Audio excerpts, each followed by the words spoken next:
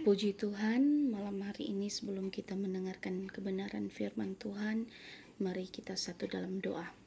Terima kasih Tuhan, saat ini kami akan mendengarkan kebenaran firman Tuhan. Urapi hamba-Mu, berikan hikmat marifat daripada Tuhan menjadi milik bagian hamba-Mu.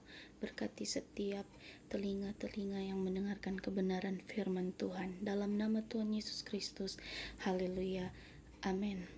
Puji Tuhan, firman Tuhan yang saya akan bawakan pada saat ini terdapat di dalam Efesus pasal yang pertama ayat yang ke-19.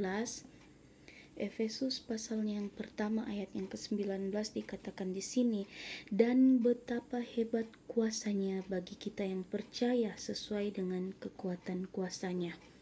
Surat Efesus ini ditulis oleh Rasul Paulus ketika dia sedang dalam penjara di Roma oleh karena iman ketaatannya kepada Tuhan. Maksud dari surat ini ditulis yaitu untuk menguatkan iman jemaat Tuhan agar tidak terpengaruh oleh berbagai praktek penyembahan terhadap dewa Yunani pada saat itu. Sebelum lebih jauh kita membahas khotbah saya pada malam hari ini, saya akan memberikan judul yaitu kuasa Allah. Apa yang dimaksud dengan kuasa? Kuasa di sini menggunakan yaitu kata benda.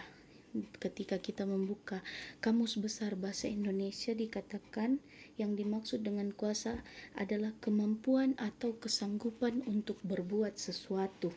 Sekali lagi, apa yang dimaksud dengan kuasa? Dalam Kamus Besar Bahasa Indonesia dikatakan kuasa itu adalah kemampuan atau kesanggupan untuk berbuat sesuatu. Apa yang sedang terjadi pada masyarakat di Efesus pada saat itu sehingga Rasul Paulus harus menuliskan suratnya untuk jemaat yang berada di Efesus pada saat itu? Yaitu pada saat itu masyarakat di Efesus melakukan penyembahan kepada dewa Yunani atau bisa disebut dengan dewa kesuburan dan mulai mempengaruhi jemaat Tuhan.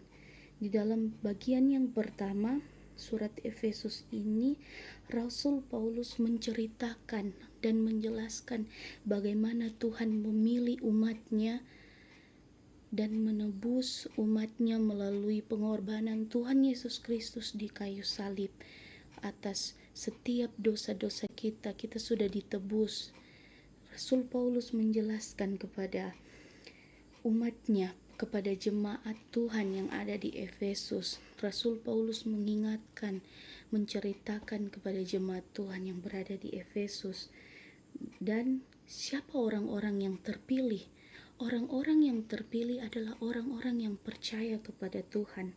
Ketika kita percaya kepada Tuhan dan kita bertobat dengan sungguh-sungguh kepada Tuhan, maka kita akan menerima kuasa itu. Amin. Kuasa yang memampukan kita, yang dapat memberikan kita kesanggupan untuk berbuat sesuatu.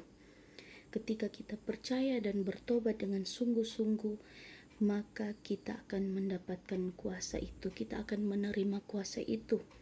Dalam Yohanes pasal yang pertama ayat yang ke-12, Yohanes pasal yang pertama ayat yang ke-12 dikatakan di sini, tetapi semua orang yang menerimanya diberinya kuasa supaya menjadi anak-anak Allah, yaitu mereka yang percaya dalam namanya.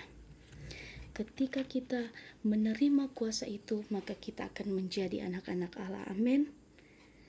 Kuasa apa yang akan kita dapatkan dari Allah? Yaitu kuasa Roh Kudus, kuasa yang hebat yang dapat menghancurkan, merobohkan. Dikatakan dalam Kisah 1 ayat yang ke-8, tetapi kamu akan menerima kuasa kalau Roh Kudus turun ke atas kamu dan kamu akan menjadi saksiku. Ketika kita percaya kepada Tuhan, maka kita akan menerima kuasa yang luar biasa daripada Tuhan. Kuasa yang dapat menghancurkan, merobohkan. di dalam Markus pasal yang ke-16 ayat yang ke-17 sampai ayat yang ke-18. Yang dimaksud di sini yaitu kuasa yang dapat mengusir setan-setan demi dalam nama Tuhan Yesus. Kuasa yang ketika kita berdoa kepada orang-orang sakit, kita meletakkan tangan kita ke atas orang-orang sakit, maka orang-orang itu akan sembuh, bukan oleh kuat gagah kita, namun karena kita diperlengkapi dengan kuasa itu. Oleh sebab itu, kuasa Roh Kudus itu sangat penting menjadi milik bagian kita, orang-orang yang percaya kepada Tuhan. Bagaimana kita menerima kuasa yaitu dengan kita percaya dengan sungguh-sungguh kepada Tuhan, kita mengenal sungguh-sungguh kepada Tuhan. Amin.